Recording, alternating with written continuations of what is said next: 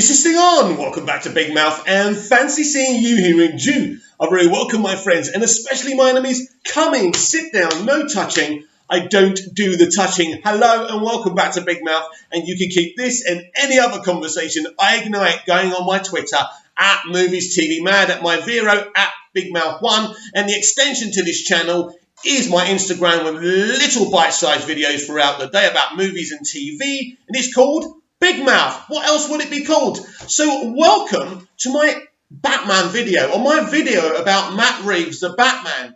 They finally started shooting. Only second unit stuff, but it has a working title, and a very curious one at that.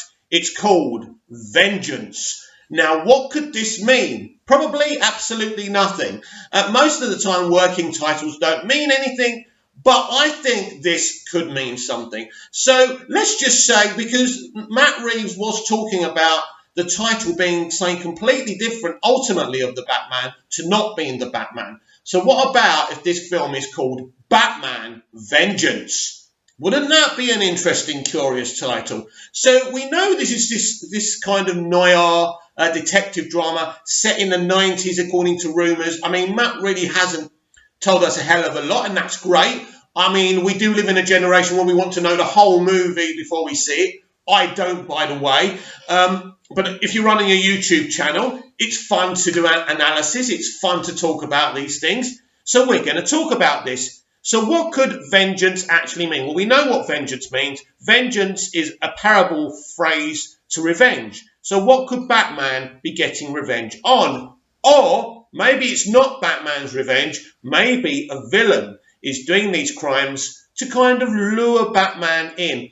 Now, in the first season of Dexter, now the Dexter TV show and the character has been compared to Batman a hell of a lot. Now, the show's not active anymore, but it was about a guy who had serial killing tendencies, but used them to kill other killers and criminals. So he was a kind of vigilante. So he had urges to kill, but instead of just randomly killing, he would kill bad people. So it was an awesome concept. Obviously, this Batman kills thing, I'm not going to get into that. But basically, in the comics, mainly Batman doesn't kill. But we have seen it in Batman v Superman, which was a bone of contention to some diehard Batman fans. So there is a comparable thing there. But in the first season of Dexter, obviously there was a serial killer called the Ice Truck Killer who ended up being Dexter's brother. And so I think this is a very, very interesting thing.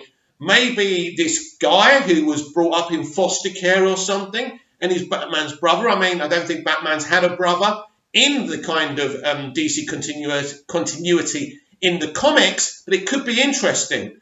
And I'll tell you what else is interesting. Seeing that they hinted that Joaquin Phoenix's Joker was Bruce Wayne's half-brother, this is, of course, very interesting. What? And this is insane, and it's not going to happen. But what if Joaquin Phoenix's Arthur Fleck is actually in the Batman, and he's killing these people to get Batman's attention, and he wants revenge on Bruce Wayne for having the kind of life that he has, a very good, well, not a good life. He saw his parents murdered in front of him. But from Arthur's point of view, it would be kind of, you've lived in a mansion, you've had everything you've ever needed, and look at me. Mental health issues, living in the slums of Gotham. So there could be an interesting parable here. Of course, this story would be great for people who keep on saying, right, and this is a great moment to actually discuss a little bit as well, that Joker has been nominated for 4 Golden Globes and multiple other awards. Some people are really upset about that, the same people who don't want to see men and their issues represented, because Hollywood and the extreme left are only about representing certain people. But they talk about, representing everyone, but they only want to represent the people that they feel they should represent. Anyway, congratulations to Joker. It's a fabulous film, and it's really waving the flag in the critically acclaimed community for DC, which is brilliant, isn't it? So this is the kind of story you could do in a Joker sequel with their own version of Batman, and that may happen. But I think that'd be kind of interesting. And even if it's not Joaquin Phoenix is the Joker, it could be someone out to get revenge on Batman, or just to attract his attention, like the Ice Truck Killer was trying to do in Dexter. Do you remember that famous line at the end of the first episode of the pilot of Dexter? He's asking me if I want to play. And I do. I really do. So I love that bit. So there could be some interesting psychological issues there, which could be, that could be one thing. Now, if this is Bruce Wayne's vengeance or Batman's vengeance, he could be investigating his parents' murder or a murder of a close friend.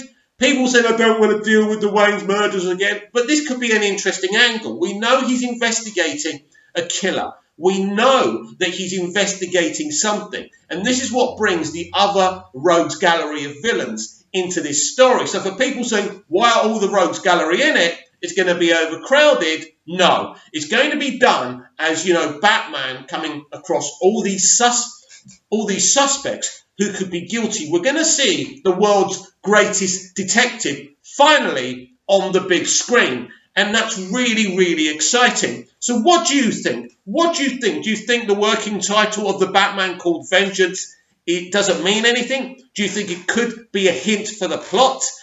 Please comment down below. Please like, share and subscribe. And I'll be back with more DC videos in the days and months to come.